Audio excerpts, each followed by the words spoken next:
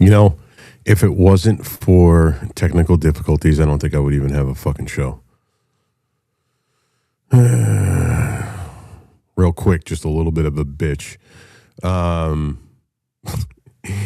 you spend $3,000 on just a camera body, and the camera's only purpose is to vlog, and it overheats in 20 minutes so that you have to go out and buy other shit to keep it cool, I think you failed.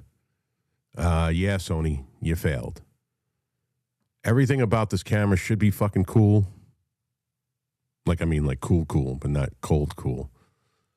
And, yeah, one fatal flaw. The thing fucking overheats. Well, good afternoon. Hello. Happy Friday, everybody. It is fucking Friday, thank God. I'm glad the week's over. But man, has there been a ton of crap in the news? Like stupid shit.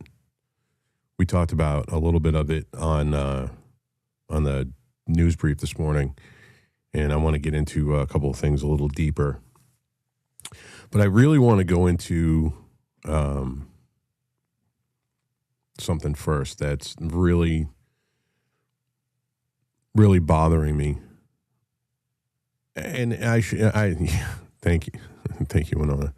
I shouldn't be surprised at this point, but I honestly thought we were coming out of something and going into something better. I thought we were leaving all this DEI woke bullshit aside.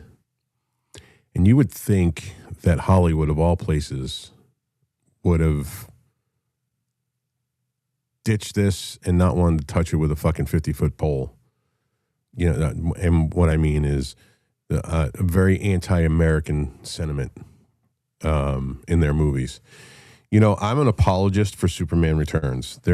I know I'm going to get a lot of shit for this. Everybody calls it the Superman stalker movie, and I don't see it that way. There were a lot of things about that movie that harkened back and definitely was a tribute to Christopher Reeve. There were a lot of things about that movie that were like note perfect as far as comic book goes, the Superman comics go. And there was some other stuff that was just... I also really dug the first Superman in the Snyderverse there. I think Henry Cavill is perfect as Superman, period. I don't think anybody else could do it. I couldn't get through the first 15 minutes of this new piece of garbage. I'm going to delve into something that's probably not the sexy political shit that you guys want to hear. But, yeah, Batman is greater than Superman, without a doubt. And, I kind of didn't mind. I thought I was going to mind Ben Affleck being Batman a hell of a lot more than I did. And I actually didn't mind him. I just think that, Ben... And I'm also an apologist for... at least the director's cut of Daredevil. The director's cut of Daredevil was a vastly different movie. It was actually really fucking good. I'm just not a big fan of what's her name, Jennifer Gardner. I think somebody could have been a better Elektra. Actually, somebody who was. I don't see her as a Greek princess. Just could have been better. And I love Michael Clark Duncan. I think he was one of the greatest actors. He was the funniest fucking thing about Armageddon. I was just trying to give my man a head start. That shit cracked me up when I saw that. And I thought he was amazing in The Green Mile. I mean, I love him as an actor. He was a great fucking actor. But he's not Kingpin. And this is what Hollywood's been doing for about 20 years now or more. Taking historically, white characters, and it's not going to be a white-black thing, but white characters, and changing them because of inclusion and diversity. And let's make this character that's been white for 40 years and, cast a black actor. I don't even think what's his name, the one that's playing him in the show. I don't even think he's. I don't know. They kind of bitched him out in this last series. This is what Hollywood's doing. Hollywood's trying to sell you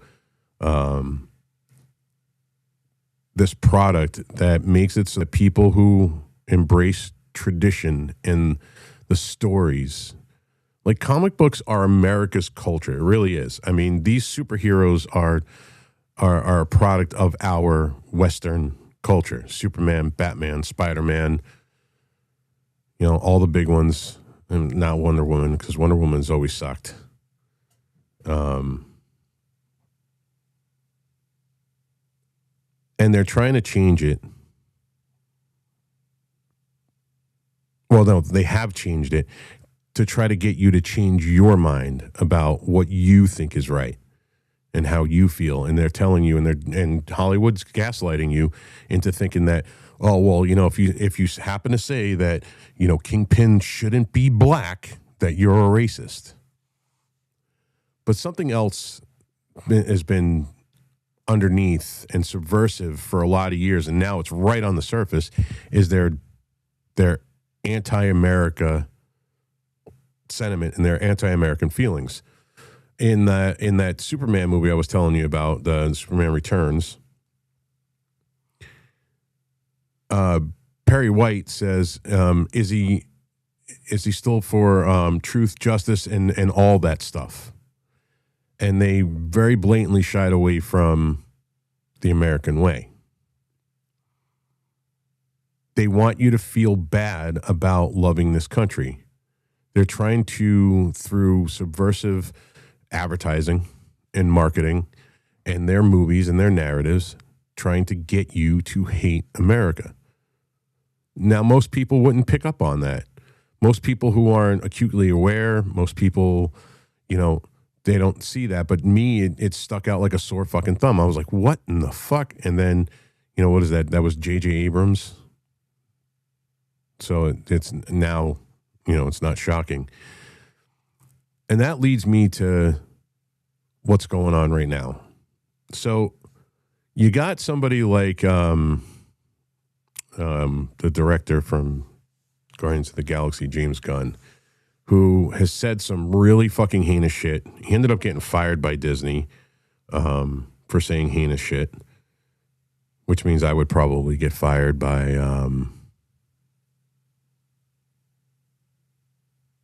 yeah, I have no fooling. Yeah, I have that actually. That was listen, as far as comic book movies go, being accurate to the comics, there's only two that were, well, three I would say in all of them that I've seen. The Crow was one. They did change some stuff, but it was as fucking accurate as it gets. Sin City was fucking like watching somebody turn a fucking page. That was phenomenal, and that's because of the team that was behind it. And Watchmen for me was perfect except for the end. And I, you know, the thing about that is, and I was actually going to get into the end of that movie, because they want to change these stories that have lived for 40, 50, 30 years into something that reflects what's going on, what they think is going on in this country. Listen, the MCU is not the MCU, okay? They purposely designed it to cater to women and gays, and that's what Kevin Feige said. And guess what? They didn't show up. This is why Marvel has lost billions of dollars. And you look at the only movie in the last 5 years that's been successful. I think Spider-Man was fairly successful, the last one. And that's because of all the people that were in it. Everybody showed up because, you know, the original Tobey Maguire Spider-Man was going to be in it. But the only movie that was really a success for them in the last 5 years was Deadpool and Wolverine. And all Ryan Reynolds did the entire time was shit on Marvel for being woke.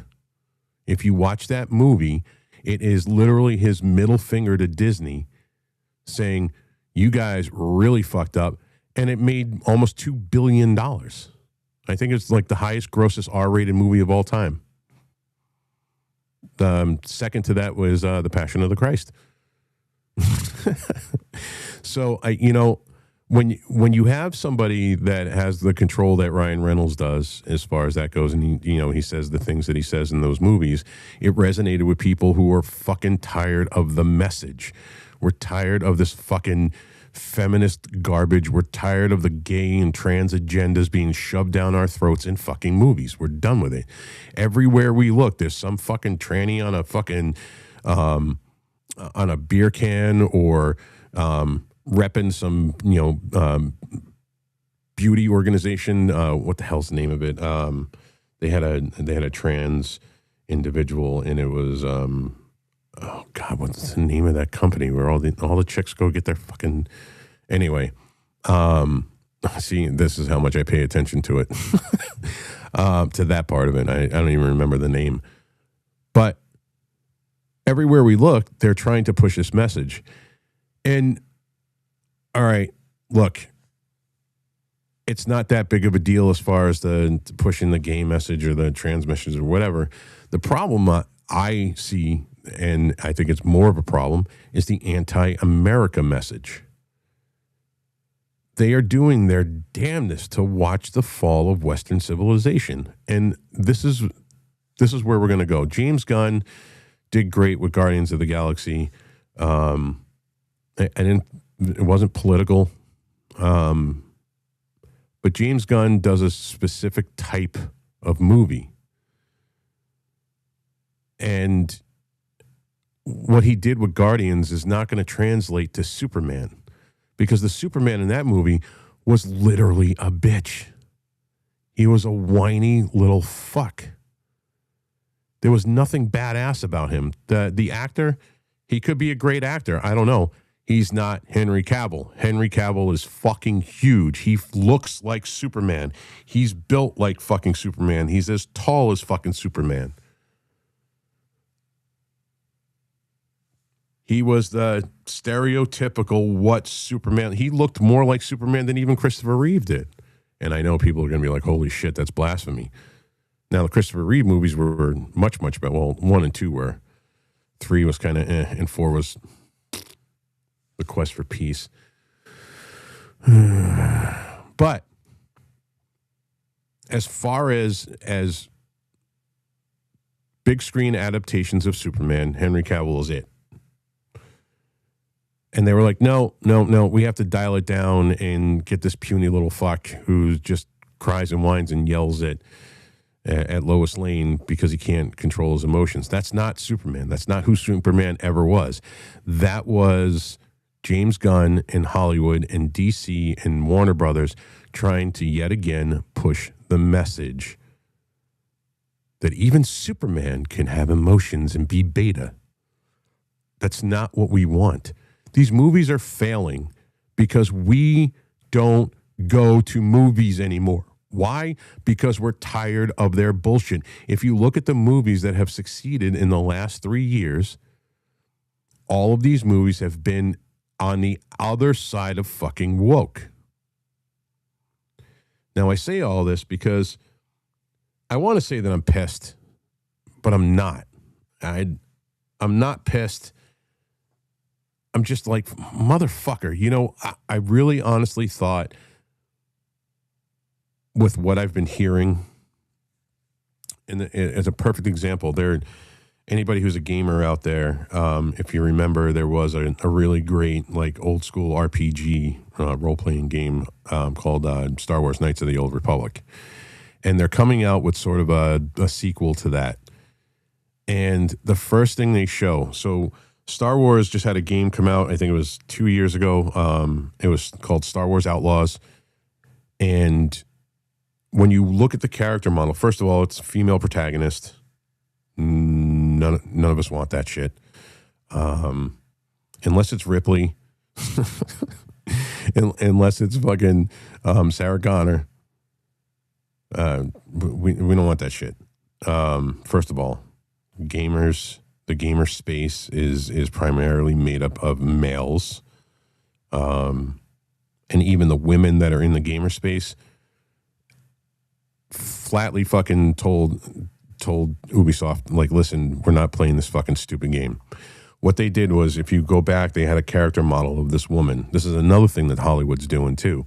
They had a character model of the woman, and she was good looking, like really, really, really good looking. So in order to be inclusive to the trans community, go pull up a picture of what this, you know what, I'll bring it up too, of what they changed her face to make her look more male. Female protagonist, but with a dude face. Looks like the dude, T-Bird. That's who it looks like. Looks like T-Bird from the movie The Crow. If you remember that actor, hold on.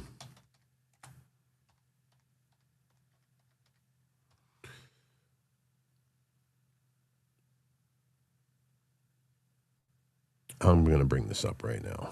Let's see. Open this in a new tab. Oh, okay. This is, I'm going to stop screen sharing that one. And I'm going to start screen sharing that one. So this is what they gave us.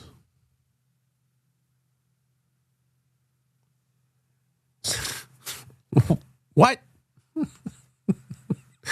This is what pop culture, anything having to do with pop culture, from comic books to movies to music to video games,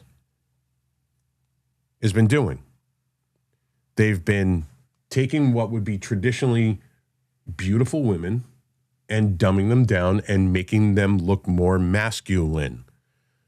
I would have probably been more for this game if they had used the original character model. Look, in 1996, I played Tomb Raider. I love Tomb Raider. Lara Croft is fucking great. Big pointy boobs and everything. The game was great. I didn't care that it was a female. Didn't bother me. This I have a problem with. This I have a problem with because what they're doing is trying to change what is actual biology in our minds. Like, we're supposed to be okay with this. We're supposed to make our brains like accept this as this is what a prototypical woman looks like. And that's bullshit. That looks like a dude.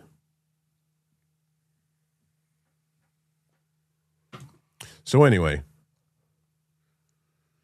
let me get this off the screen because it's hard to look at. Hollywood doesn't care about you. And obviously Hollywood doesn't care about itself either, because they're watching their profits. I mean, Superman should have been $1 billion movie. It barely broke 600 million worldwide. Like, that should have been a fucking banger of a movie. And I've seen some pretty bad fucking movies in my time.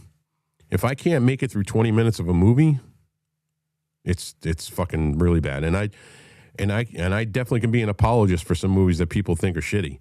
Like, I think everybody thinks that fucking Daredevil shitty. I go back and I watch that, and I watch the director's cut, and I think it's a fucking awesome movie. And I think Ben Affleck did a great job, and he got a lot of shit for it. You know, and people, you know, Batman v Superman was not a great movie. It really wasn't, but I think that Ben did the best he could. So I'll give him credit. I think he was a decent Batman.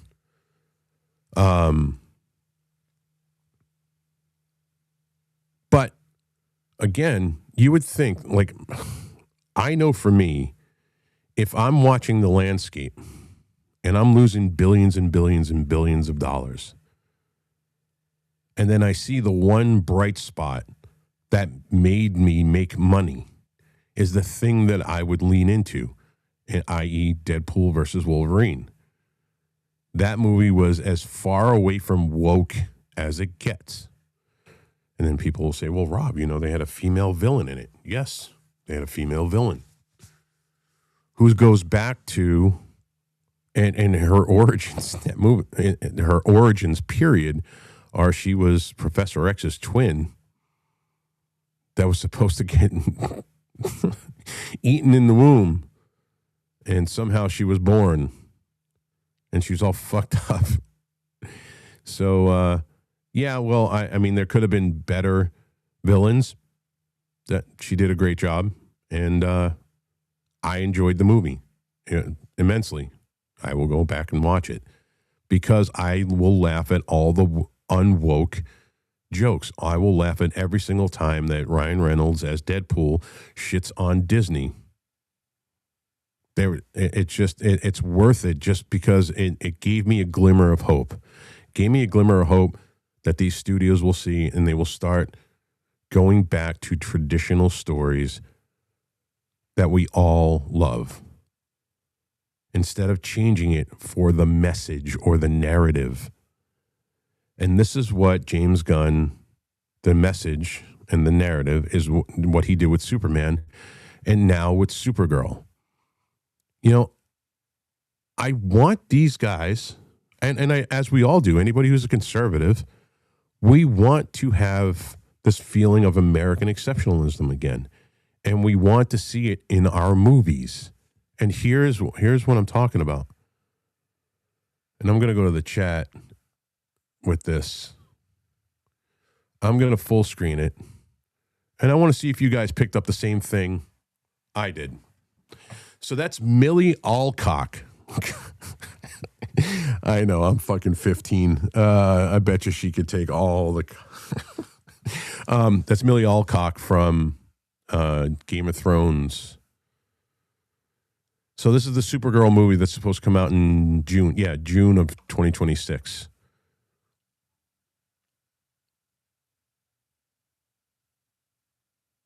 So there's a lot going on here in this picture, but there's one thing in particular.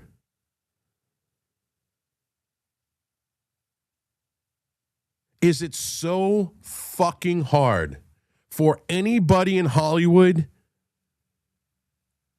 to love America, love this country, love the country that gave them everything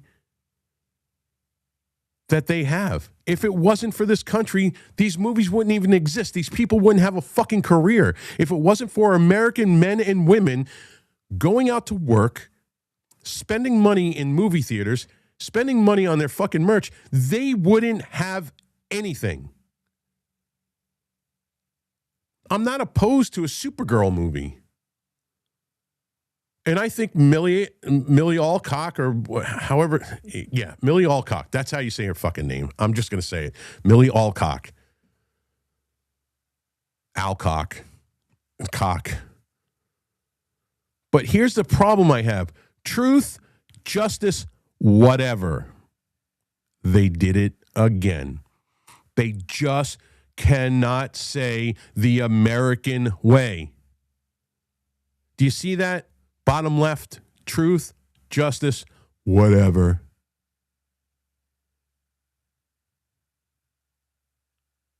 Now, listen, I'm a Lobo fan. He's a character that's got long hair, beard, rides a motorcycle, dresses like he's from, an 80s metal band.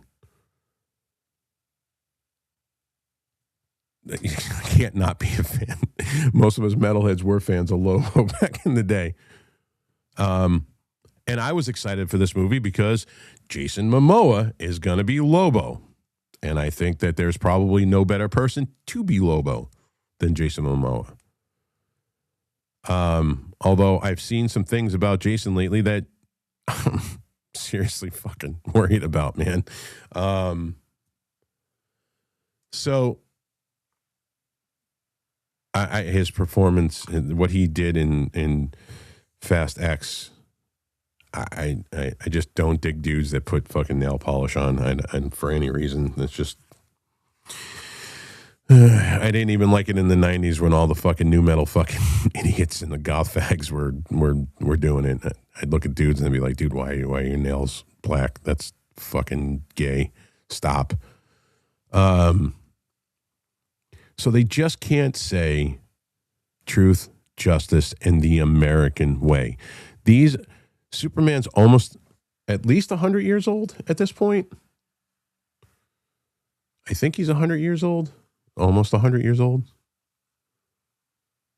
Where the fuck is my mouse? Oh, there it is. Let's see, Superman.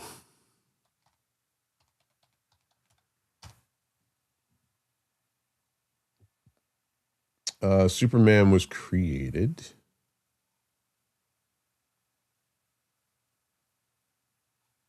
The one thing I want, it's not telling me.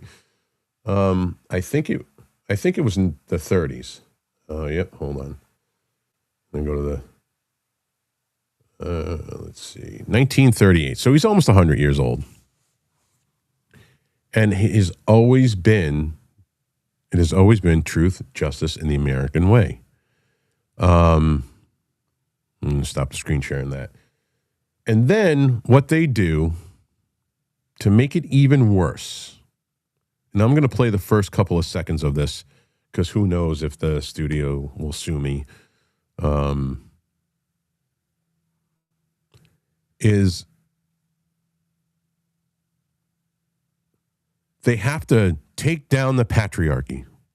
That there's this narrative in Hollywood that being man is bad. Like, if you look at all of these movies in the last 5 years, every single bad guy is some white, skinny male. I don't even know how that happened. So what do? Superman is the epitome of what I would call a man's man. Like, he stands up, he helps people. So what do? Well, watch this for yourself.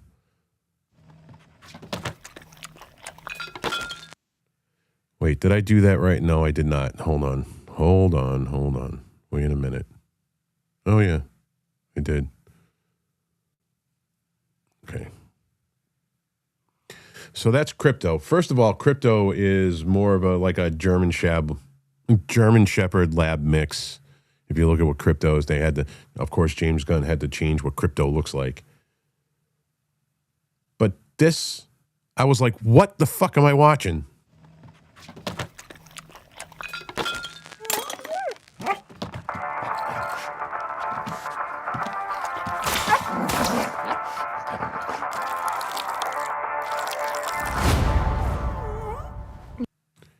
Did you guys see that?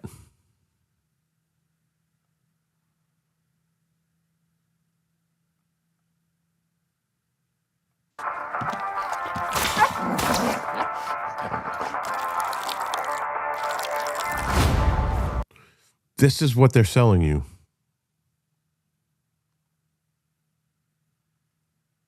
The first thing Crypto does, which is Supergirl's dog, the first thing Crypto does is piss on Superman's face. Superman bad. You know, the only reason they didn't make Superman black, and they tried to in that movie. They absolutely did. The only reason why they didn't make Superman black is because they know that nobody would show up. Otherwise, they would have.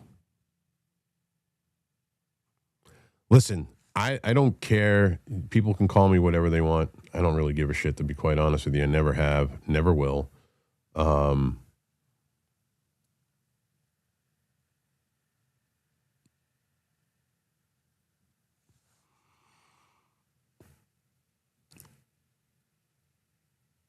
I love Blade. Blade was the Blade 1 and Blade 2. 3 was nah. But Blade 2 was Guillermo del Toro. And if anybody knows who he is, he's made some of the greatest comic book movies. And I really enjoyed Frankenstein. I thoroughly enjoyed that movie. It was not what I was expecting. And only Guillermo could do it that way. Pan's Labyrinth was great. I love Hellboy 1 and 2. I actually love Hellboy 2 more than I do 1. And I do get a lot of shit for that. But there was a lot of themes in that movie that kind of resonated with me, especially, when he killed that plant giant. And, they said the prince, they made the prince to be the bad guy in that movie, and he really wasn't. If you watch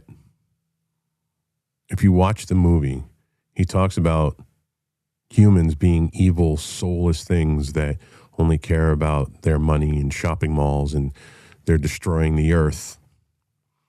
And you could look at it from like a Green New Deal kind of perspective, but listen, I don't want to destroy the earth. I don't litter because I like the beauty, especially where I live. I love the woods. I love the trees. I don't want to see trash on the ground.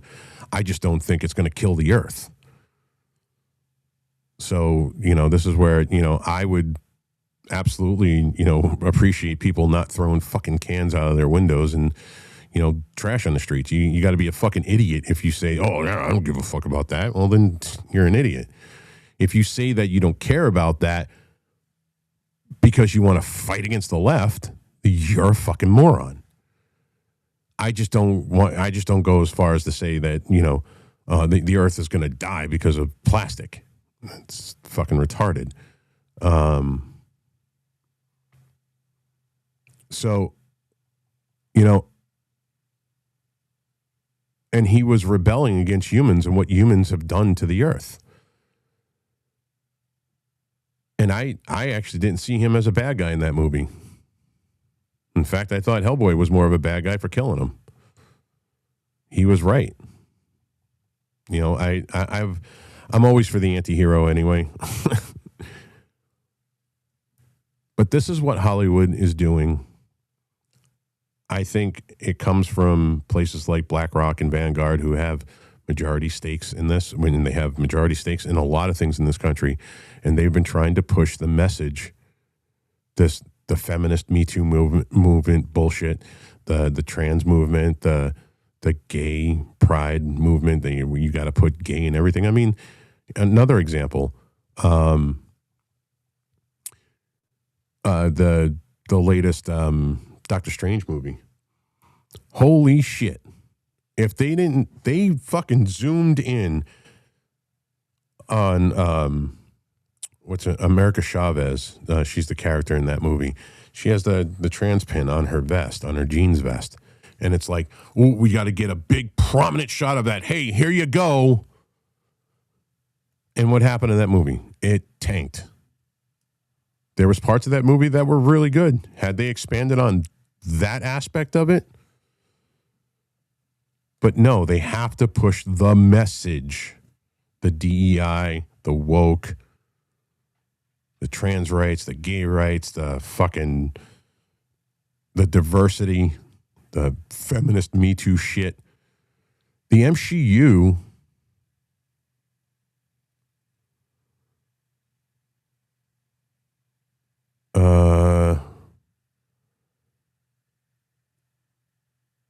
I don't, do I, Mike? That's what I'm seeing. Like this new program, it doesn't tell me, it doesn't even tell me, like, it'll give me your @ but, yeah, I don't know. I'm sorry, man. We'll figure that out. So they're pushing this narrative to try to change our minds, and they do it through movies. They do it through popular media. They want to make us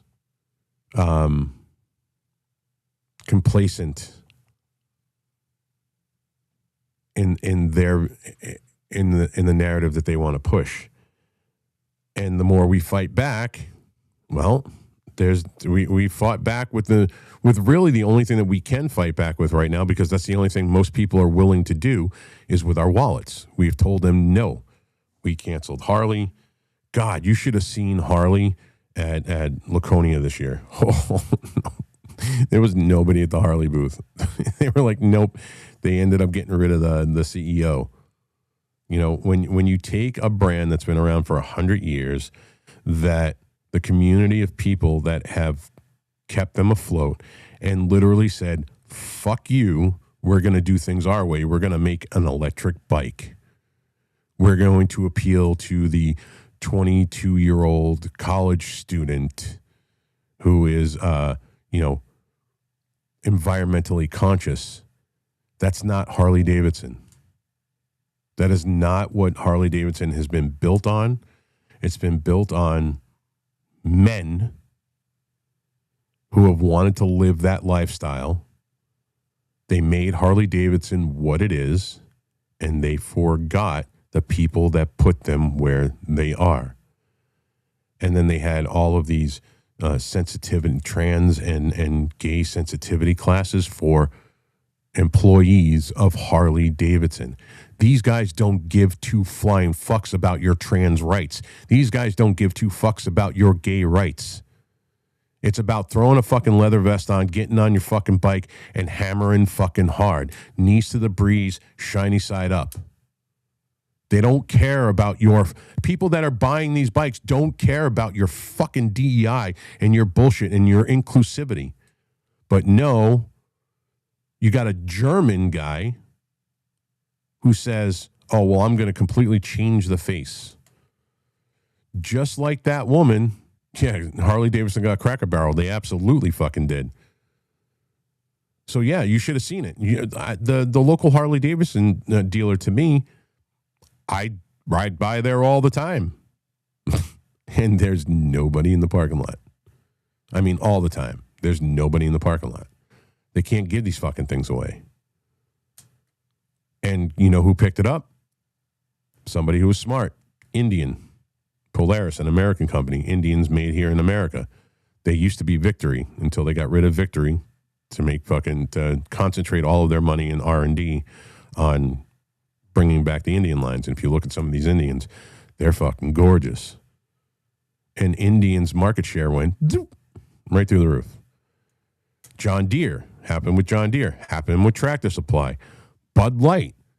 When you got a marketing director, head of marketing for Bud Light that says we are going to change the culture of Bud Light drinkers from rowdy frat guys and NASCAR guys to gay people and trans people. Look what happened to Bud Light. We have said no very hard, very vocally for the last 4 years with this woke bullshit. We have pushed back on every single fucking time they've tried to shove this shit down our throats. We say no, and we fought back with our wallets, which is the only thing that I thought up to this moment would resonate with them. If you're watching your profit margins going down because of this certain thing, that the American people, the consumers, the people who buy your shit said, no, we don't want. And you're still continuing to push it. What is the definition of insanity? Doing the same thing over and over again and expecting a different outcome? This is what Hollywood's doing. This is what these major brands are doing. We have fought back against I'm going to, from this moment forward in the show, I'm just going to call it the message. You guys got the point. The message includes DEI, wokeism, transgender, gay, white women, lesbians, fucking everything. The feminists, everything is the message. So we've pushed back against the message, and they haven't gotten the message. The Dylan Mulvaney thing definitely wasn't a mistake. It wasn't an honest mistake, but I got your point, bro. I definitely got your point. But Bud Light, real men of genius. Where the fuck is that? They could never do a commercial like that anymore. Why? We can't laud men anymore? Laud men anymore? We can't put men on a pedestal? This country wouldn't be what it is if it weren't for fucking men. And this is what they want to do. They want to feminize. First of all, they want to feminize men. There's no doubt about it. And then when you push back against feminists, they're like, oh, what are you, a weak man, and you have to be a tough guy and go after women? No, we're just tired of the fucking bullshit. We're tired of being told that we can't be tough and we can't be fucking manly men and we can't do this stuff because it's fucking, the patriarchy. I'm tired of it. I've always been tired of it. I've always pushed back against it and I don't care. But I mean, Superman is supposed to be like a shining light of American values. That was literally the creation of his character. And the left goes, well, he's an illegal immigrant too. Because anything that's going to fit there, any way that they can shoehorn in their narrative to that. Superman might have been an illegal immigrant, but he was more American than most fucking Americans that were born here. He's an immigrant in the way that Lily Tang Williams is an immigrant. Somebody who is, got out of where they were living, came here, made a life for themselves, and espouse conservative American values, who believe in Western culture and Western civilization, who believe in American exceptionalism. When you have something like this, and I'm pointing over to the screen because that's where the picture of Supergirl is, they just, I bet you they literally like threw up in their mouths at the thought of maybe we should put truth, justice, and the American way on there. They just couldn't bring themselves to do it.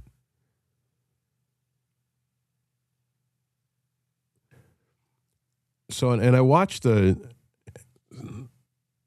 whole trailer for this. It is fucking hot garbage.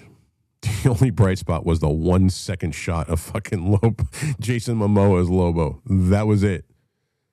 And I won't be rushing out to the movie theater to see this regardless. Oh my God, yes, I remember Orgasmo.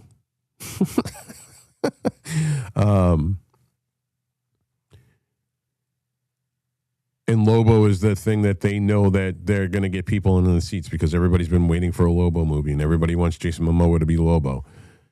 And I don't think this is going to do even anywhere near as close to what Superman did. This latest iteration of Superman that came out this summer.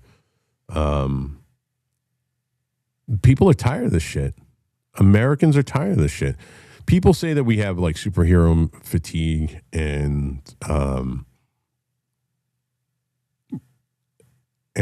we have movie theater fatigue and COVID destroyed the movie industry.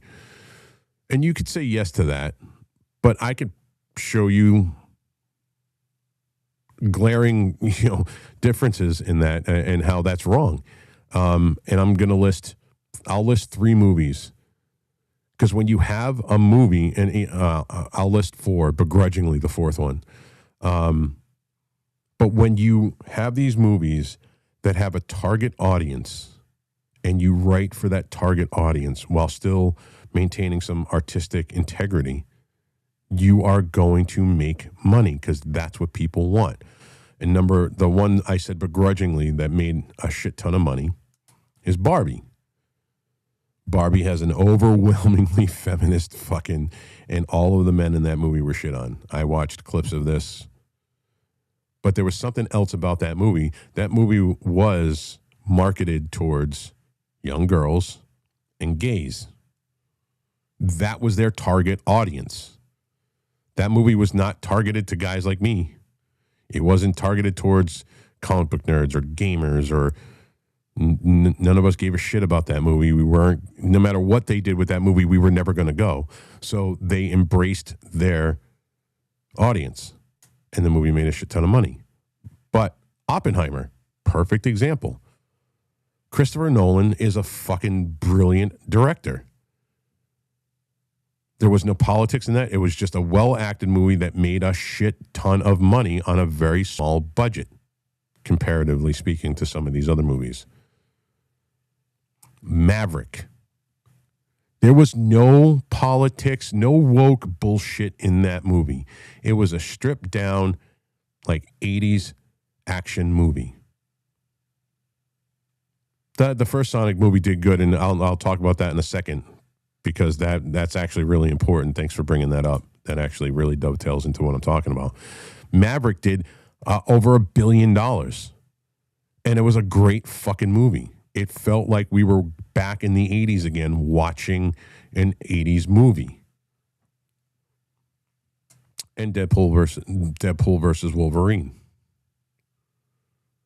All of these movies have something in common. There wasn't any politics in it. The three I'm talking about. I'm not talking about the Barbie movie. Oppenheimer. I didn't see anything overtly political about Oppenheimer. I've seen it like 3 or 4 times now. Oppenheimer, Maverick, and Deadpool. They stayed very far away from the message. They stayed very far away from woke. They stayed very far away from politics. There was no politics in Maverick whatsoever. It was great performances by everybody in the movie. The action was great. Miles Teller was perfect as Goose's kid. Everything was fucking pitch perfect in that movie. You know, they showed, you know, capable women in that movie, but not as capable as their male counterparts, because men are better in an airplane than women are. And then that's proven. But they did have women that were pilots. And it wasn't, I'm a woman, I'm a pilot, I'm going to kick your ass. No, it wasn't any of that shit. It was, she was just there. She didn't need the exposition of saying, oh, I'm a woman and I did this and blah, blah, blah, blah, blah. We got it without saying it. Like, yeah, all right, you're a female in Top Gun, in the Top Gun program. Okay, so if you made it this far, I instinctually know that you're great at what you do. And it doesn't matter whether you're a woman or a man. And the movie didn't force it down our fucking throats. They didn't hammer it fucking home. They didn't hammer fist it into your fucking face. Look at this woman. Inclusivity. She's fucking awesome. She's with these guys and she can fly just as good as them. And she can't.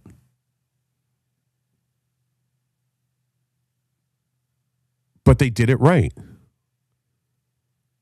And Alien was Alien and Aliens is a perfect example.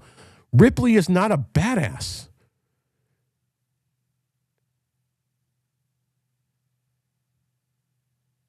Yeah, Airplane definitely did have some terrible pilots, that's for sure.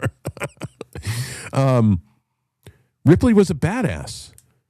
Only because she had to be. She was just this unassuming little mousy woman that just refused to fucking die.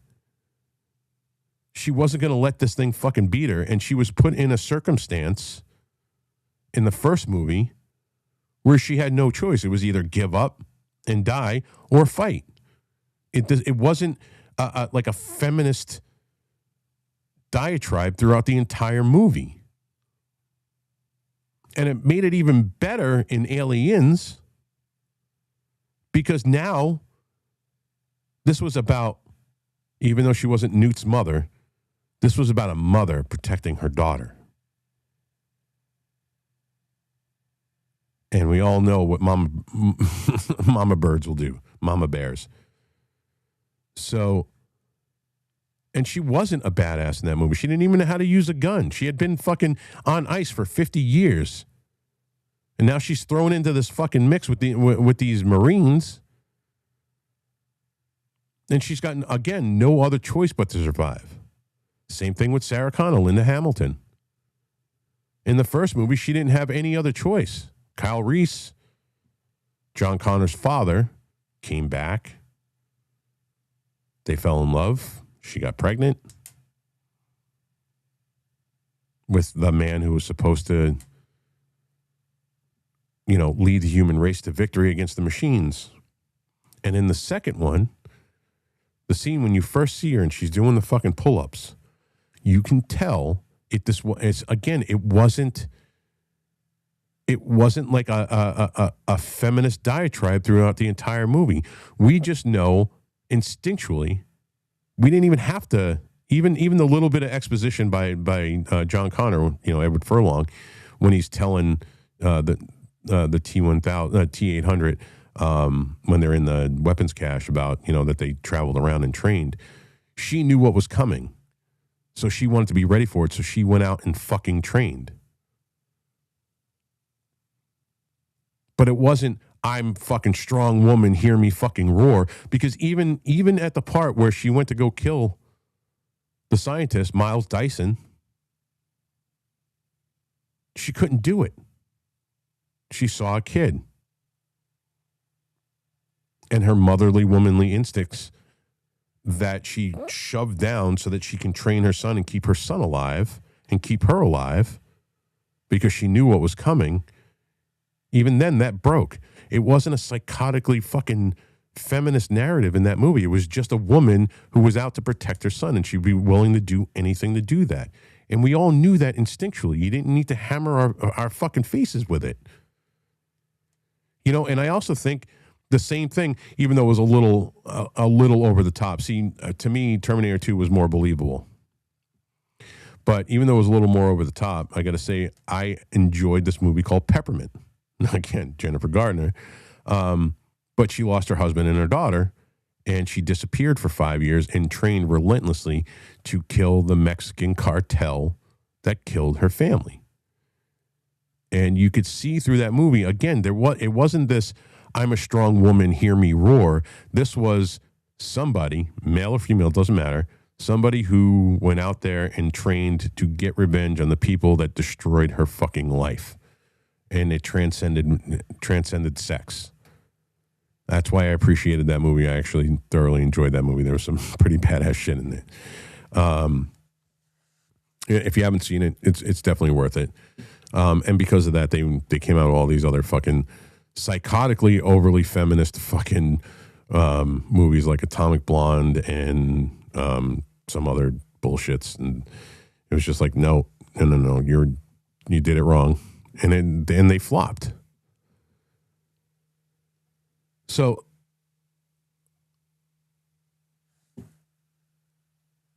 Hollywood doesn't listen, obviously. And the one time, and I'm glad No Foolin brought it up. The one time they did listen is Sonic the Hedgehog movie. I know you guys are like, dude, what the fuck? All of this has to do with politics because politics are ruining our entertainment. And I hate I used to love going to the movies. I would go to the Lux level at Patriot Place.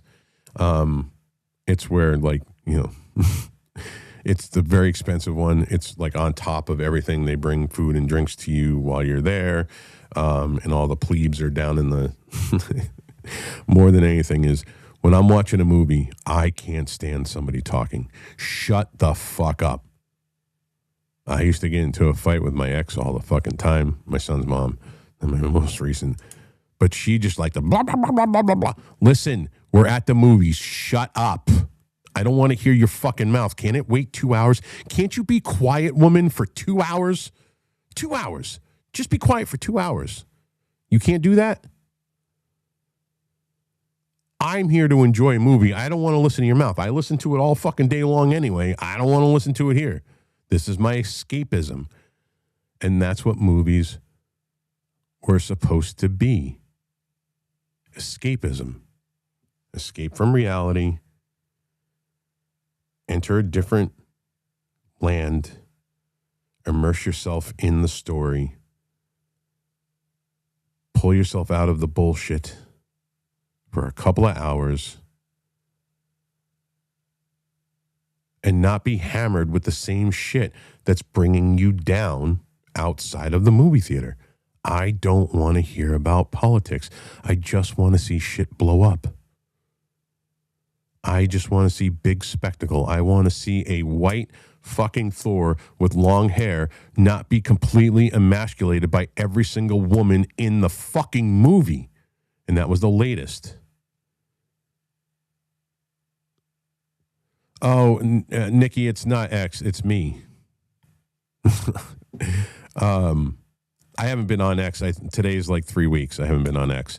I have been taking a break from the psychotic bullshit on X, and I have been working on my album because I have not been getting anything done between shows and spending an outrageous amount of time on spaces and always being stuck in my phone. And I preach against, detaching yourself from the matrix. And I was falling a victim of it. And I have gotten so much done on my album in the last 3 weeks. And I have been so, my blood pressure's been fucking normal. I am not like doom scrolling.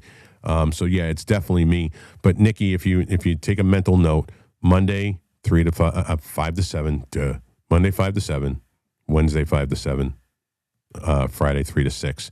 It's only going to go till like just before 5 today. But that's my schedule. And then Netflix is a cesspool of wokeism. And with Netflix buying Warner Brothers and the entire DC universe, you think it's going to get any better? And we'll get to that in a second because we're going to talk about Trump supposedly standing in the way.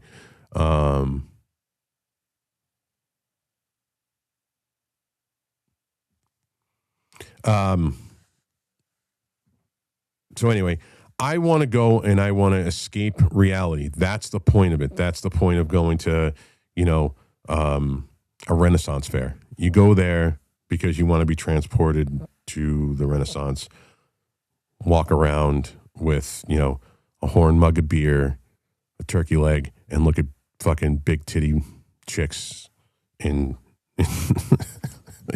that's what you do at Renaissance fairs.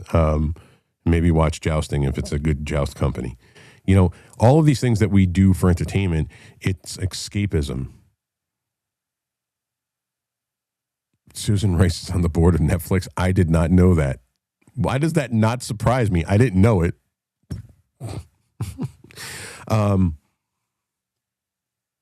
But yeah, this is all of these things that we do. Movies, go to things like that, events like that, go to, Universal, Disney World. It's another perfect example.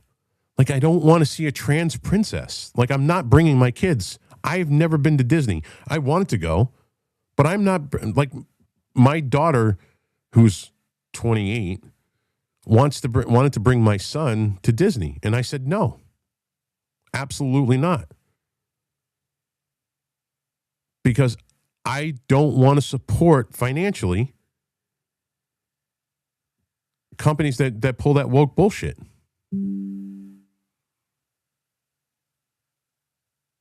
So anyway, let me get back to this thing real quick, and then I'll get to the rest of the stuff in the chat. Thank you guys for so much interaction. I appreciate it. The one time that I remember that Hollywood actually listened to the people was the Sonic movie. They came out with this face for Sonic that was just, we were all like, what the fuck? Now, I played the Sonic games when I was like fucking 10, 11 years old. That's not what Sonic looks like. They were trying to change something that was a 35-year-old fucking property into something that you could see that they didn't get it. And the internet went fucking nuts and said, listen, we're not going to this movie. What the fuck were you thinking? We refused to go to this goddamn fucking movie. And they changed it. And they changed the character model. And the movie was a huge fucking success. Because Hollywood was like, oh shit, we're about to lose hundreds of millions of dollars on this.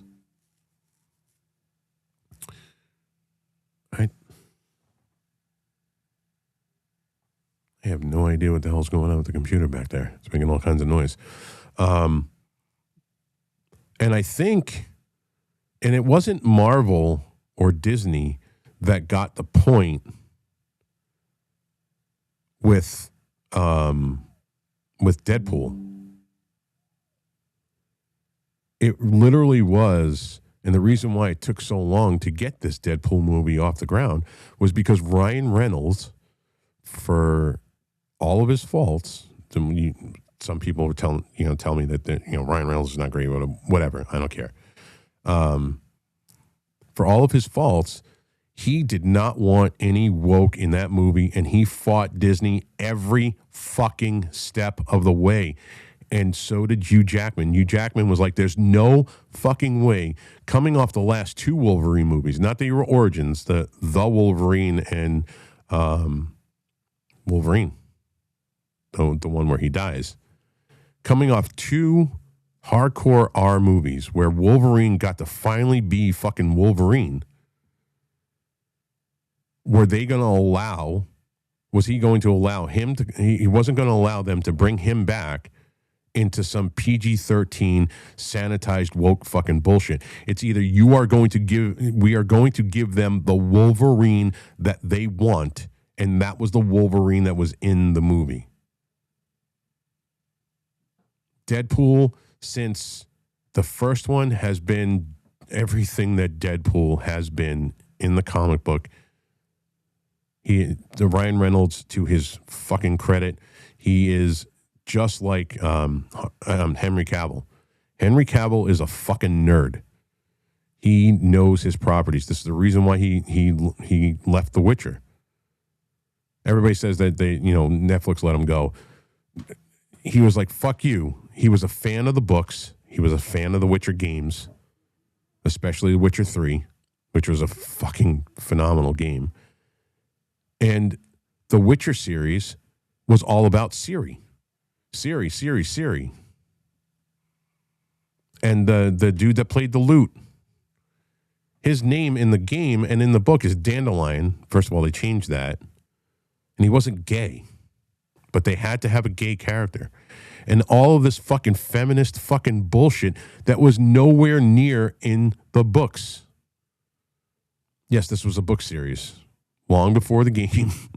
Long before the show. And I couldn't think of anybody better to play The Witcher than Henry Cavill. Not because of how he looks, but because he knows the source material. He's a fucking nerd. There's also going to be a Warhammer show that Prime is working on, Amazon. And if you know anything of what they did with the fucking Lord of the Rings, what a fucking shame that was. And Henry Cavill said, unless you are going to do it and stick with the fucking lore, I'm not going to do it, and I will fight you every step of the fucking way. And it's about big, strong men taking on threats throughout the universe. That's just me watering Warhammer down. There's so much to Warhammer. Just take it as that. Big, strong fucking men in these big fucking suits that go and kill shit. And he's like, no, fuck you. I'm not doing it. Unless, boom.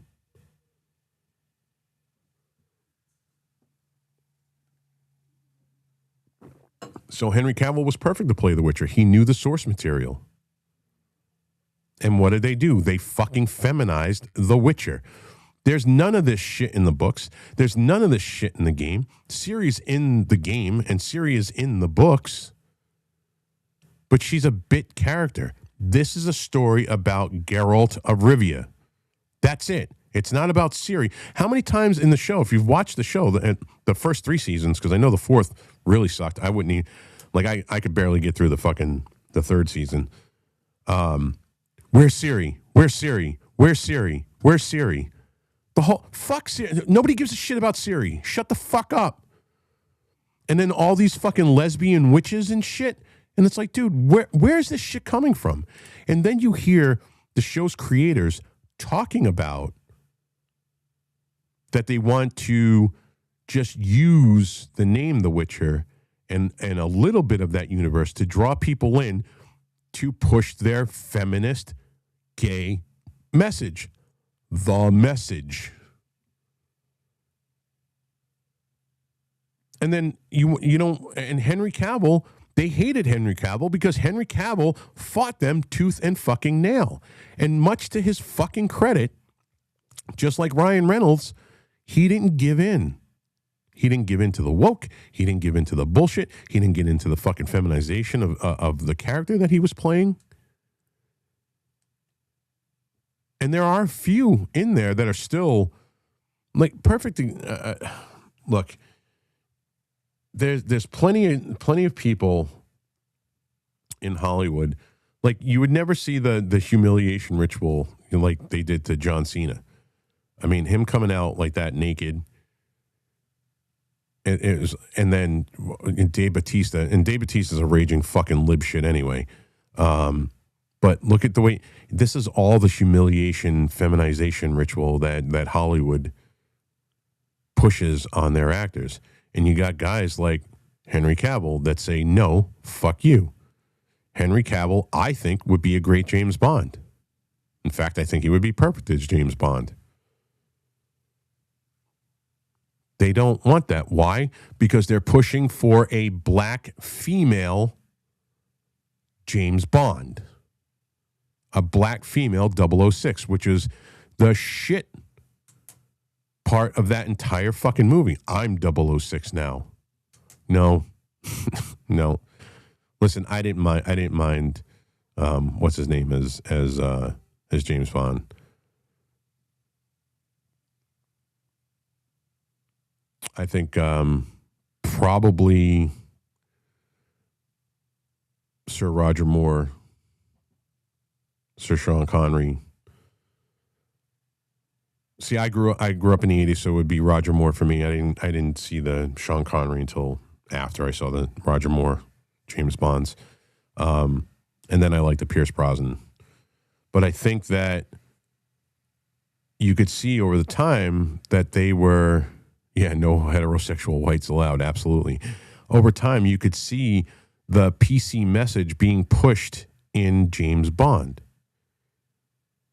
And with each subsequent movie, that message got louder and louder and less people started showing up. We don't want this in our movie. If we go to James Bond, we instinctively know he's going to be a handsome, debonair, rich guy who can kick a lot of ass and gets laid constantly and blows shit up. That's what we're going to see. It is living in that fantasy. Guys will put themselves in the position of James Bond, wanting to be James Bond. That's what escapism is.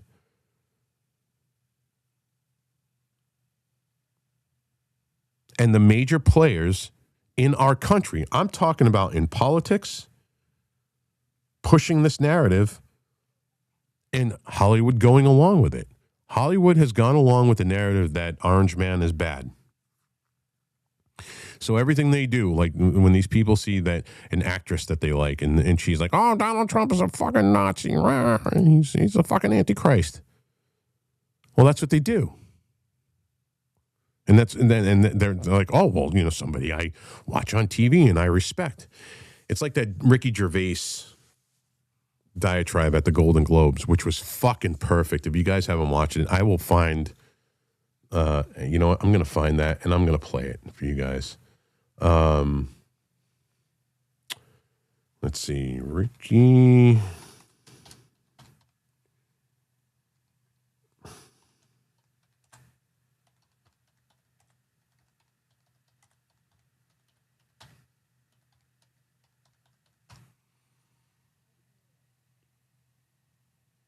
Let's see.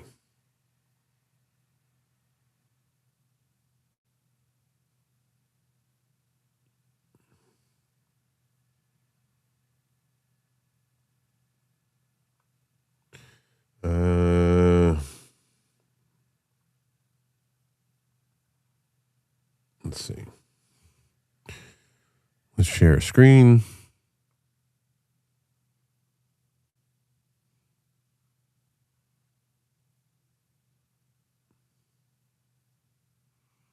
This was perfect. And, if he's saying that, I figure, oh, maybe Hollywood would have gotten it. I think this is it. I hope this is it.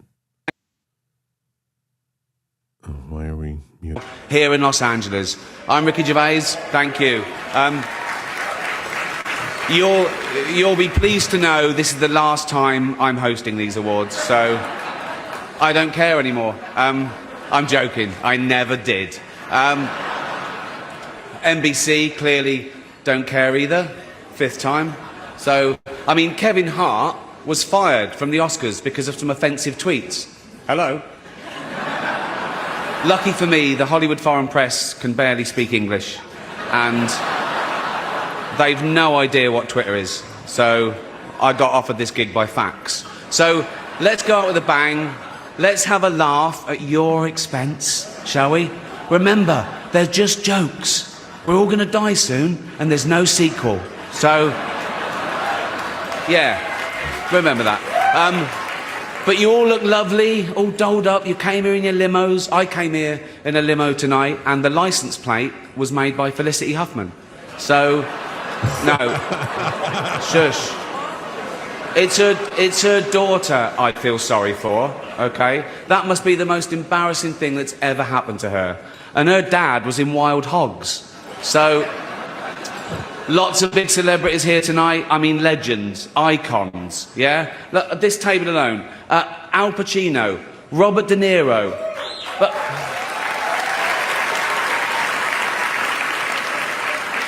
Baby Yoda. Oh, that's Joe Pesci, sorry. I love you, man, don't have me whacked. But tonight isn't just about the people in front of the camera. In this room are some of the most important TV and film executives in the world. People from every background, but they all have one thing in common. They're all terrified of Ronan Farrow. He's coming for you. He's coming for you.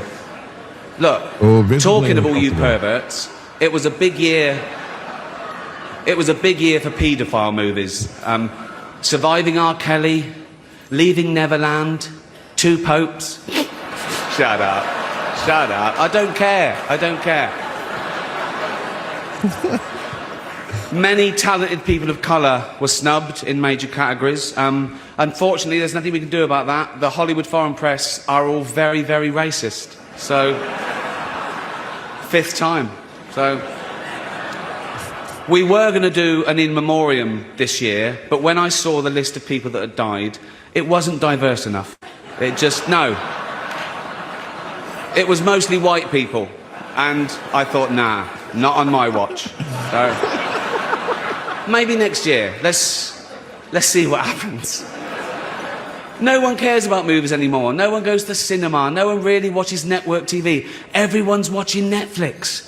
This show should just be me coming out going, well done, Netflix, you win everything. Good night. But no, we've got to drag it out for 3 hours. You could binge watch the entire first season of Afterlife instead of watching this show. That's a show about a man who wants to kill himself because his wife dies of cancer. And it's still more fun than this, okay? Spoiler alert, season 2 is on the way, so in the end, he obviously didn't kill himself. Just like Jeffrey Epstein. Shut up. I know he's your friend, but I don't care.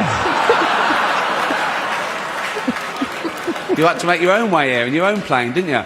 Right. But seriously, most films are awful, lazy, remakes, sequels. I've heard a rumour that there might be a sequel to Sophie's Choice. I mean, that'd just be Meryl Streep going, well, it's got to be this one then.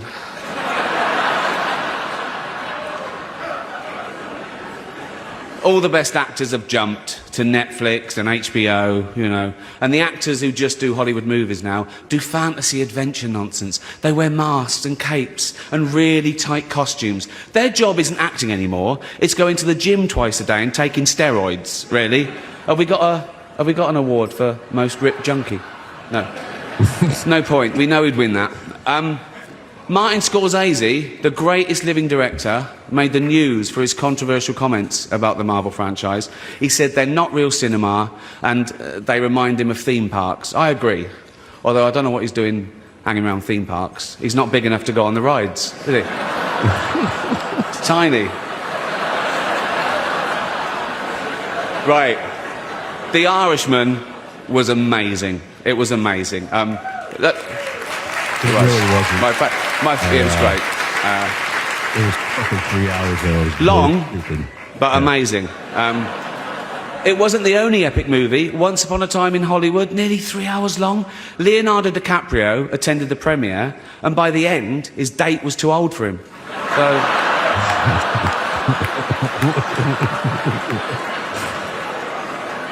Even Prince Andrew's like, come on, Leo, mate, you know.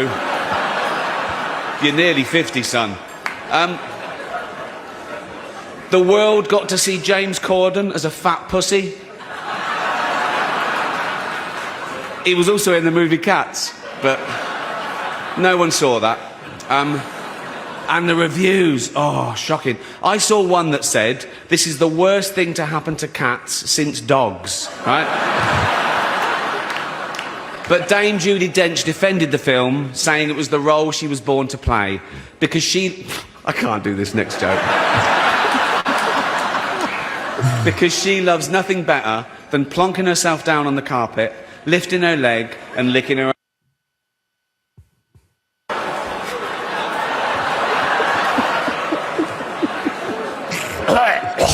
Furball. She's old school. It's the last time, who cares? Oh. Apple roared into the TV game with a morning show. A superb drama, yeah. A superb drama about the importance of dignity and doing the right thing, made by a company that runs sweatshops in China. So, well, you say you're woke, but the companies you work for, I mean, unbelievable. Apple, Amazon, Disney. If ISIS started a streaming service, you'd call your agent, wouldn't you? So, if you do win an award tonight, don't use it as a platform to make a political speech, right? You're in no position to lecture the public about anything. You know nothing about the real world. Most of you spent less time in school than Greta Thunberg. So, if you win, right, come up, accept your little award, thank your agent and your God, and... So... It's already 3 hours long. Right, let's do the first award. The first award. The first award is for Best Actor in a Television Series, Musical or Comedy. To present the award are a couple of actors off the telly, what can I say? Jennifer Aniston and Reese Witherspoon.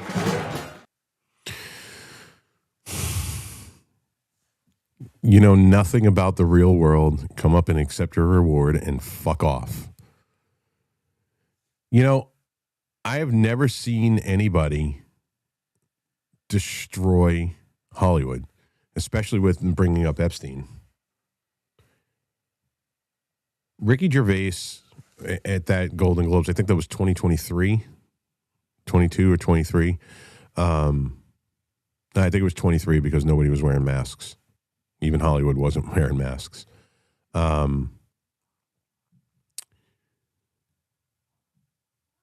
Hollywood, he resonated what every single moviegoer, consumer of pop culture was feeling at that time. And you would think that they would get the message. And they didn't. This is more woke bullshit. This is more pushing the narrative. You think that just because Trump is in office and because we have a Republican, very, very slim Republican majority, and we're seeing pushbacks against woke, that it's not going to rear its ugly head again. They're not going to try to push the trans nonsense in schools again. The trans nonsense in our in our movies again. You think you think we're going to have a Republican president for forever? Trump is not going to be president forever. Neither will J.D. Vance if he wins. So, what do you think the first thing that the left, it's the same thing they did from 16 to 20. They were seething.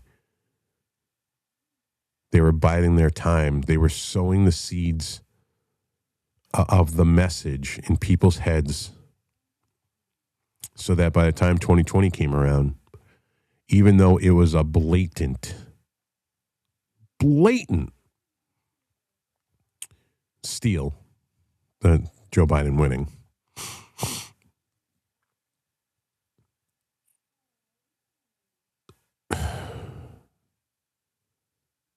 that even the left and the people on the left that I knew that were like, there's no fucking way, because I knew some people on the left that were like, there's no fucking way Joe Biden won. The guy campaigned from his basement. There's no way he got 81 million votes. But they all said they didn't care.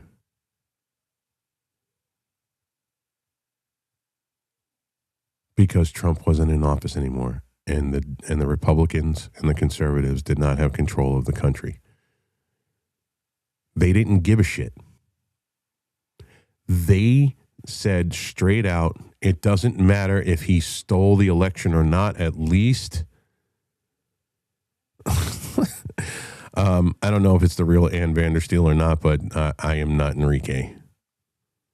But thank you. You're watching my show, Patriot Rob, Critical Mass, on Enrique's. But thank you very much. I do appreciate it. And they said they didn't care. They said they didn't care how bad that they cheated to get Donald Trump out of office. What do you think they're going to do this next time around? What do you think they're going to try to do in November, first of all? I mean, I really hope this last election that we saw that installed a CIA agent into the governor of fucking Virginia. I hope that's not indicative of what's going on. But if you think for 1 second that while this woke stuff, we might be in a lull, it is going to come back stronger, more prevalent, and in your face and persistent than ever if we lose in November. Yeah, I am. But thank you very much. I do appreciate it. It's going to come back. It's going to come roaring back if we lose in November.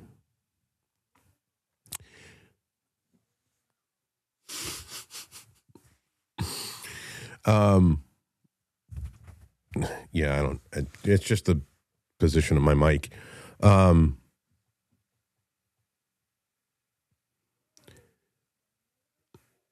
this is what we're facing. We talked about it earlier on the show, is that how we're so divided and how everything's so divisive in the conservative movement right now.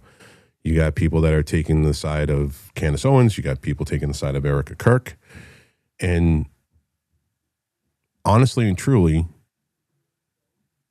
finding out the truth about Charlie and his death is important. All the other shit is just exposition. It's all stuff that's designed to keep you preoccupied on something that doesn't fucking matter. Learning about Charlie's death does matter. Absolutely 100%. Oh, this fucking mic. But as far as what is that going to do as far as making sure that we hold the House and the Senate in November? What's it going to do for 2028? It does nothing but divide the base. I'm tired of the division. I'm tired of everybody on our side, conservatives, quote unquote conservative influencers, only doing for themselves. They're jumping into this because they're getting all their clicks and their likes. And if you're doing anything purposely to get clicks and likes, even if you know it's the wrong thing to do, then you should not be fucking doing it.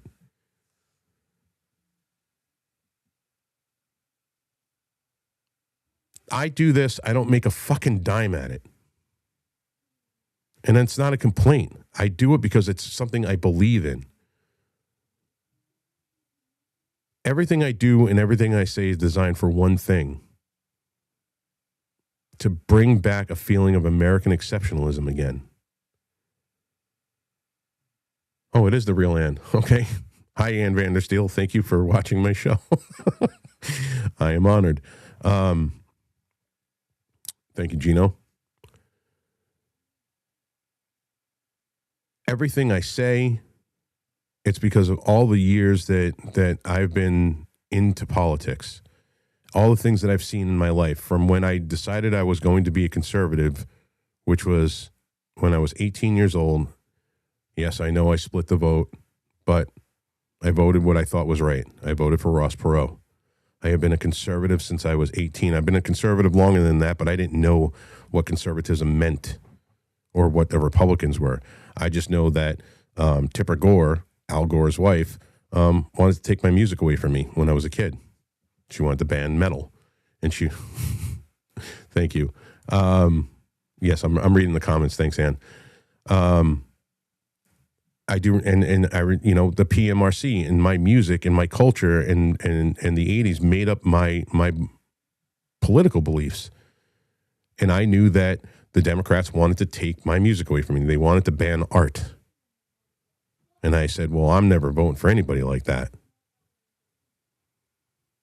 And I believed, even at 18 years old, that the country, at 18, the country should be run like a business.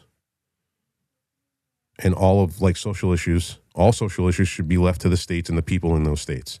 I didn't think the federal government should have ever been involved. I've always been a guy who believed in a much smaller government. The kind of government, the best kind of government is government you don't even know that's there. I have lived by those words.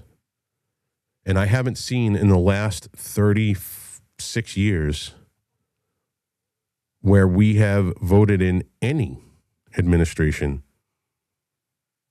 that has been or done for the people solely, the way that maybe I have a naive view, and I don't think so. I just know what this country was, and I think the turning point for me when I stopped believing that this government really cared about its citizens was Waco. That really affected me a lot because I talk about it a lot. Thanks, Christy. When I saw, and we got to watch that live, unfold in front of our eyes live, and what our government did to us. And it was a Democrat government. And Waco was, as far as I'm concerned, people can argue with me or not, but you look at Waco and then you look at the 94 crime bill and the Nix background check system. Waco really, and the narrative that they spun around Waco made America just be like, oh, all right, sure, let's violate our Second Amendment rights and we'll do it willingly so that we don't have people like, the crazy Christians in Waco, getting guns. So from then on, I mean, listen, the only time I abstained from voting was Bush the second time. And because I had and still do have a problem with the Patriot Act. I said back then that it was going to be used against us. Now, I live in New Hampshire. Most everybody who watches the show knows that because I talk about New Hampshire a lot and talk about all the things that are going on here. We did so much work leading up to the 2024 elections as far as our representatives. There was just about 1,000 of us spread around the state that we made a commitment to go and meet every single one of our conservative candidates and grill them on their beliefs and their views. If they didn't fall into our category, we told them straight out we weren't voting for them. If you are a conservative and you're a Republican and you want to vote against Second Amendment rights, we aren't going to vote for you. And they got the fucking message. And you look at the things that's going on here in New Hampshire right now is unlike any other state in the country. The only thing I think that Florida is going to beat us on is the property tax thing. But we just got rid of estate tax and capital gains tax here. So we have no income tax here in the state. And I know property tax is on the fucking menu. So it can be done. You just got to put the effort in. Like, we really need to get rid of Maggie Goodlander, first of all, Maggie Hassan, and Chris Pappas. Those are Shaheen's a blight on our state too. All four of them are a blight. You guys have heard me say this ad nauseum that we could vote in a majority in our House, in our Senate, and a Republican governor. However you feel about Kelly Ayotte. I was a Chuck Morris guy myself, but since he didn't win the nomination, there's no way I was going to let the mayor of Manchester become the governor of the state. Oof. How we could vote all of them in, but then these 4 psychotic leftist Democrats, we send them to Congress. Maggie Goodland is a carpetbagger anyway, and she technically doesn't live in the district that she was voted in. And there's been argument, but at this point, it's like nobody's going to do anything about it. So what do? We have to go, and here in New Hampshire, we have to get Lily Tang Williams in. We have to hit the ground for her. She's an amazing woman. She escaped communist China. She came here, started a life, and she is as pro-American as it gets. If you guys don't know who she is, if you've ever seen like the memes of the little Chinese woman with the AR-15, love to see her go to Congress. I would love to see her represent the great state of New Hampshire. But if we don't, all this that I've been talking about, I know I've concentrated on movies, but movies are the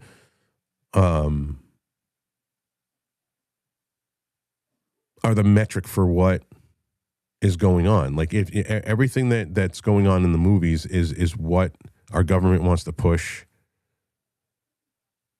what these elitists want to push on us, and we want to fight back against that. And they still haven't gotten it. They're never going to get it unless if we don't dominate in 2026. If you think what you're seeing now, again, I'm going to bring this up on the screen because it still bothers me. I know I'm obsessing about it, but this bothers me. I'm not surprised. Don't take my being upset, my vitriolic statements about the message. Don't take anything that I'm saying as me being surprised. I'm not surprised. But this, if in any way possible, we need to send a message come June 26th. Don't go to this movie. Truth, justice, whatever. This is not what we want. If that said truth, justice, and the American way, and yes, I know that the majority of this movie, people are going to come at me in the comments later on, especially on YouTube. They're going to come at me later on. Well, it's not set on Earth. It's in space. It doesn't matter.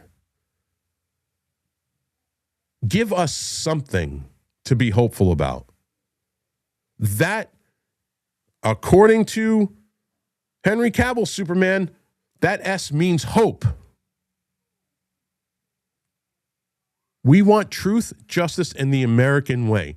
If that said that on it, I guarantee you, even if the movie sucked, people would go see it. They'd be like, whoa, what? We haven't seen this in a Superman movie since Christopher Reeve. That amazing scene where he's got the American flag in his hand on the top of the White House, and he sets it back on the White House. Oh, I'm pushing wrong buttons. See, I don't have a producer, so I'm doing it all myself. We want a return to American exceptionalism.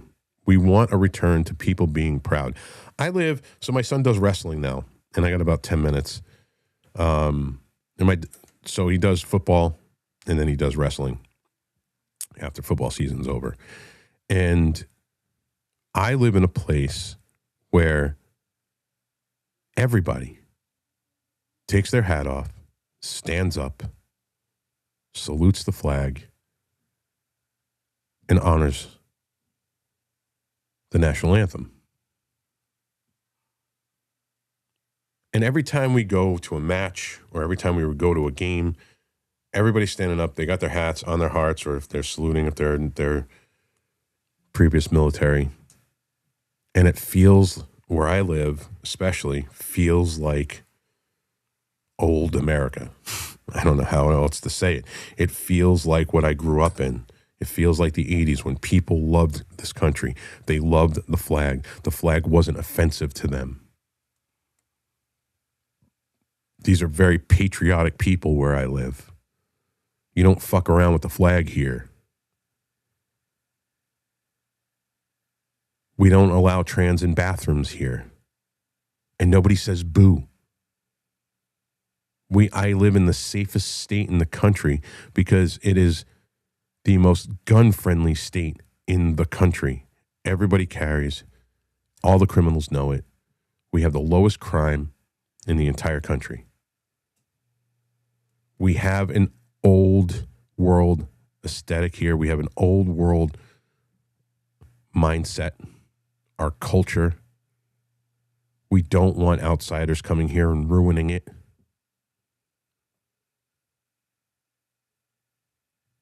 I miss the 80s. I really do. I mean, listen, the 80s weren't perfect by any stretch of the imagination, but I miss the 80s. It was a simpler time. You know, I go back and I think about, you know, playing video games with my friends at a local bowling alley where we're right next to one another. And then we would get on our bikes and we'd go ride, or we would go skate. We would do things together as a community. We don't do that anymore. People don't want to be around other people. People don't want to talk on the phone. Everybody rather text. Nobody wants to take, you know, an entire text conversation takes 25 minutes that I could say to you with my voice in like 3. And then there'll be somebody, most likely Barry, being going, Rob, you can't only speak for 3 minutes. But I miss that. I miss that sense of community. I miss that sense of love for this country. And that's why I do this. If I can reach 1 or 2 people, and then they can go out and reach 2 people each or 3 people each, and that's how it works. That's the snowball effect. We have to start coming together. Enough of this fucking infighting bullshit. Unless you want to sit and watch movies where they shit on America, unless you want all of everything that you consume, from your beer to your motorcycles and everything in between, being inundated with the message,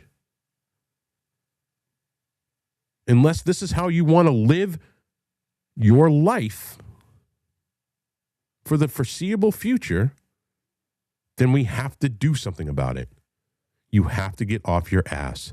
The reason why somebody like Lindsey Graham is still in there is because, well, he's been there, and it's voter apathy. It's being complacent. Oh, yeah, well, you know, we don't want to try somebody new, so we're just going to, or push a button or whatever it is. Like here we have paper ballots. Where I live, we have paper ballots, thankfully. And the people that count them are trustworthy people. Because if they fucked around, they would get lynched. I could tell you that. But Lindsey Graham only wins because of voter apathy and being complacent. Like, oh, he's in there, we're just going to vote him back in. And he is not a Republican. He is a subversive twat. That's the only way I can. Dan Crenshaw. Now I'm going to end on this because we talked about it earlier with, you know, me, Enrique, and Barry, and Reno, and Kim. Kim came on for a minute too, which we're happy to see her. You know, you got somebody like Dan Crenshaw, who, when somebody has a legitimate question, Sean Ryan had a legitimate question. How does somebody that makes $174,000 a year, wasn't a millionaire before he went into Congress, make so much money and be able to afford, I didn't even know who this guy was because I don't listen to that kind of music, Steve Aoki, and now, you know, seeing who he is, some reports I've seen online, it costs $500,000, $500,000 to book this guy for a show. That could be exaggerated, but Barry was talking about 10 years ago, the guy was getting $125,000. So I guess he's a DJ of some prominence. How do you afford to hire this guy on $174,000 a year for your 40th birthday party?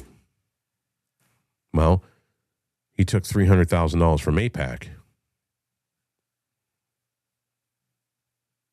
I okay, this is not going to be a Jew thing, but AIPAC has a lot of influence. United Arab Emirates has a lot of influence. Qatar has a lot of influence, financially speaking, in our country with our congressmen. And the question that Sean Ryan asked is a question that we've been asking about Nancy Pelosi for at least the last 8 years. How are you worth so much money if you're not getting insider info on stocks, on Wall Street, on the stock market? It's a legitimate question that anybody should be able to ask of our quote-unquote representatives. Now, Dan Crenshaw doesn't represent me. I don't think he's any better than the people that do represent my state. I don't see him as being any better than Maggie Goodlander or Maggie Hassan or Chris Pappas or Gene Shaheen. I don't see him being better than Fox Ahontis.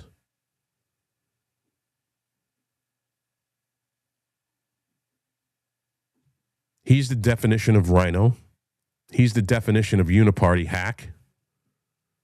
And now he wants to shut Sean Ryan up. And Sean Ryan didn't even say his name. And then he's using veiled threats of using SEAL Team 6 to go after Sean Ryan, which I would probably guesstimate there's not a lot of people in SEAL Team 6 that have a lot of respect for Dan Crenshaw. And I'll say his name because, sue me, I don't have anything. What do you want, my guitars? Fuck you.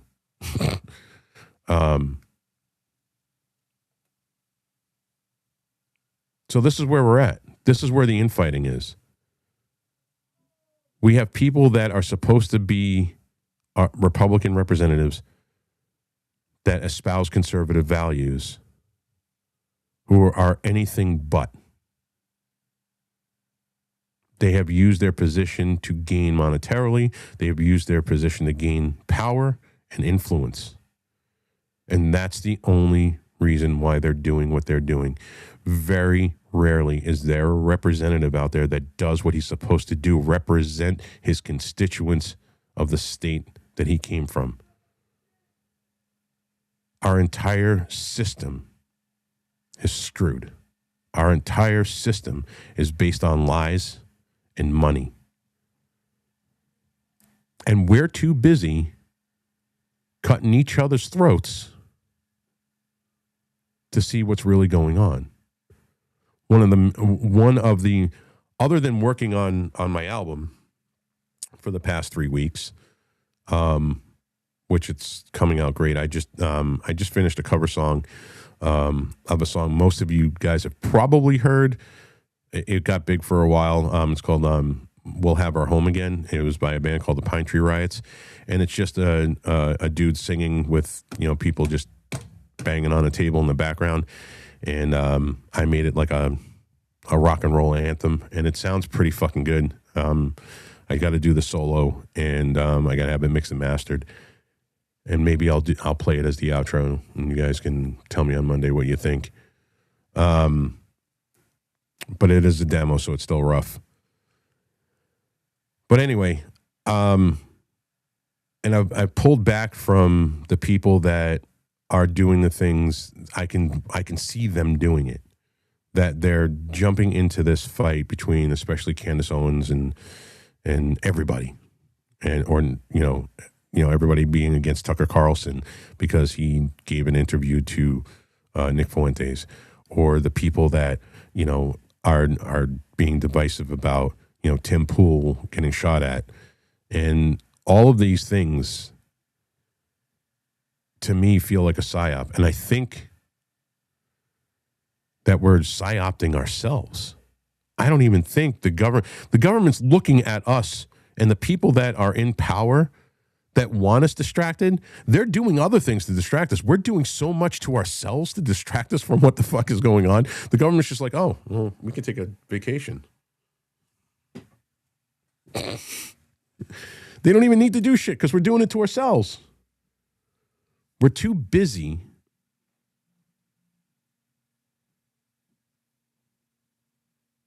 cutting each other's throats for what we think is internet fame. And once you get that bug in you, it's hard to pull back. You start not being altruistic in your movements in what you want to do. It all becomes, now I need to, I'm going to get to 10,000 or I'm going to get to 50,000 fucking followers on X because that means something. It doesn't mean shit. Your follower account doesn't mean a fucking thing. None of this means a fucking thing if you're only doing it for yourself. If you're not using the platform that you have to do good things to bring America back from the brink of destruction, then you are just as bad as the people on the left that are blatantly calling for the destruction of America. People that believe that the Constitution is antiquated and we need to get rid of it and write a new one, because that is the majority of the left. The Constitution, to the people on both sides, the uniparty, there's very few representatives that do what they're supposed to do. But the uniparty, they want to see the downfall of this America. The Constitution is the only thing that's in the way from stopping them from doing it. And the more people that jump on the train of the left, the more people that jump on this belief that America is dead, it's a failed experiment, and they want to create this new leftist, woke, inclusive fucking utopia, the more chance it's going to happen if we don't fight back. And we can't fight back and be effective if we're fighting ourselves. So my choice to pull off of X for a while and take a break is to focus on the things that I want to do. That X has been, like, I don't have any other social media, so I don't have Instagram. It's funny because I was talking to Isaiah. When I say this, most people know who I'm talking about. Isaiah Washington, the actor. I consider him a good friend. And I was talking to him the other day. He called me, and he sent me something on, he sent me a text message that was a Instagram reel or whatever it is they call it. And I was like, bro, I don't have,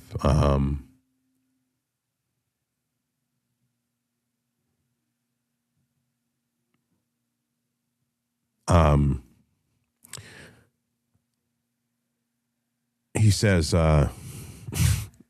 he said, dude, you don't have Instagram? I'm like, no, I don't have Instagram. He's like, good for you, man. And I was like, yeah, man. I was like, it's social media AIDS. And he laughed at that.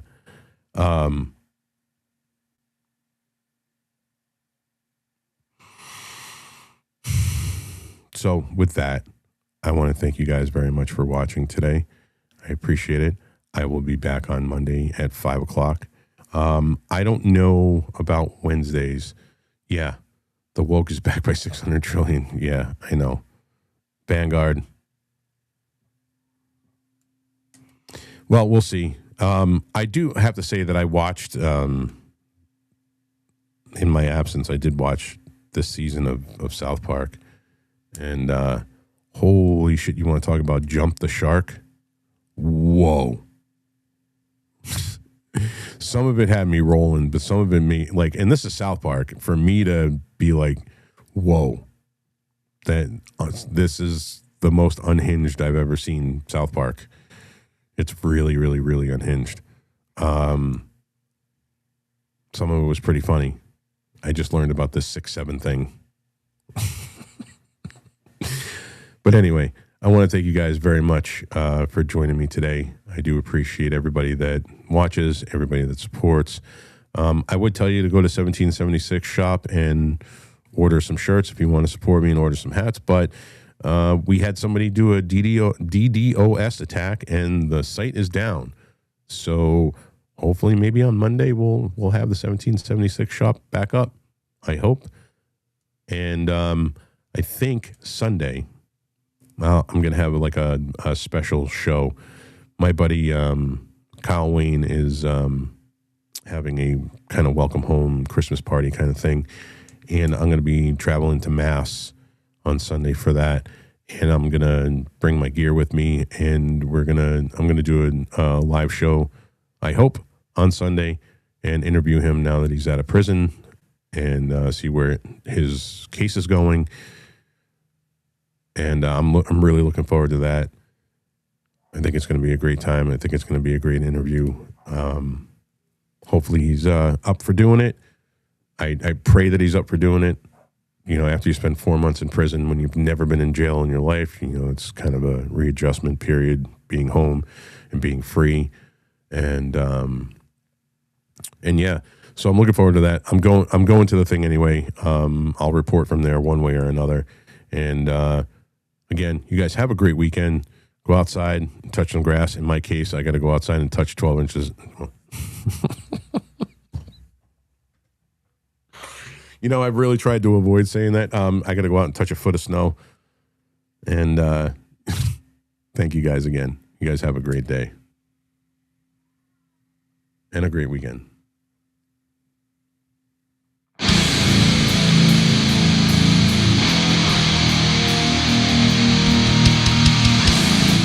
Oh, and I did want to say one other thing. I want to acknowledge Ann Vandersteel. Thank you very much for watching. I don't know if you're still watching or not, but I do appreciate you, even though you thought I was Enrique there for a second. I do appreciate you coming and watching the show. You guys have a great weekend.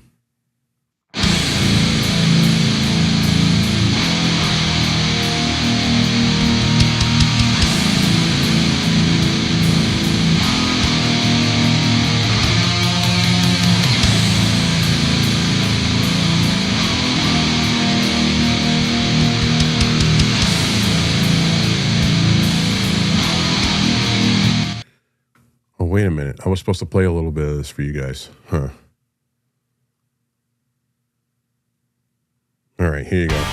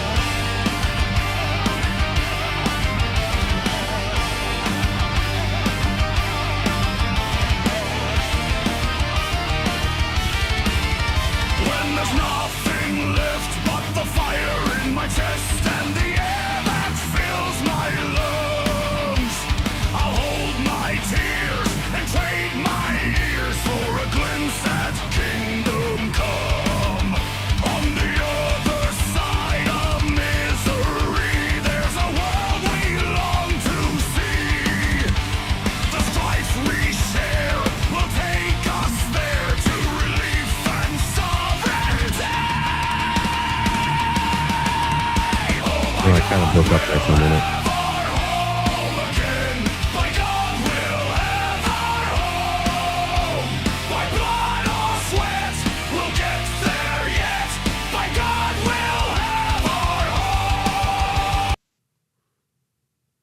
All right, there it is. That's I don't usually put demos out there, but there you go. The last two things I got to do is I got to fix a vocal. That's probably another reason why I'm not playing the rest of it. It's because there's one part where my voice cracked because I was really trying to fucking hit it, and it didn't work out. And then the guitar solo, the guitar solo is not in it yet. And I don't do the copy and paste thing like a lot of bands do. I have an old school aesthetic where I was, when I was in a band back in the day, it was 2-inch tape, and you couldn't just like copy and paste somebody's, guitar riffs. And so if I can't sing the whole song or sing it all the way, I'm not going to do it. But that is that. And then we're going to be doing a video for it. And I'm hoping to get a shit ton of people, I want to do it kind of like, you know, if I'm thinking about the way I want to do it is sending the music to certain people and have them just like kind of like at a gas station record themselves. By God, we'll have our home, you know, like that, just mimicking the music, and then put it, cut it all into the video and make it like a tour video. You know, that's that's kind of the idea. And then there's a part where so it's a cover song of the Pine Tree Riots, By God We'll Have Our Home again. And he's talking about lighting a fire to guide his way. If he doesn't have one, he's going to light his own. And then I have this big bonfire set up in my side yard where I'm going to fucking light it on fire. And so we'll see. Once I get the guitar solo done, and there's this AI mastering program that's supposed to, like, if I were to put in and say I want it to be mastered to sound like this, it'll bring the levels up and do it alone. I don't want to do that, so I'm going to send it out to a mastering facility in Boston, and however long it takes them. And as soon as it's mastered, I'm going to drop the song on YouTube, and I'll drop it on X, and then I'll be taking DMs from people at that time. If you want to be in the video, you can take the music, record yourself singing to the chorus, and we'll cut a video, and hopefully by the end of January, we'll have the video out, and then there you go. So there you go. I hope you guys enjoyed it. Have a great weekend again.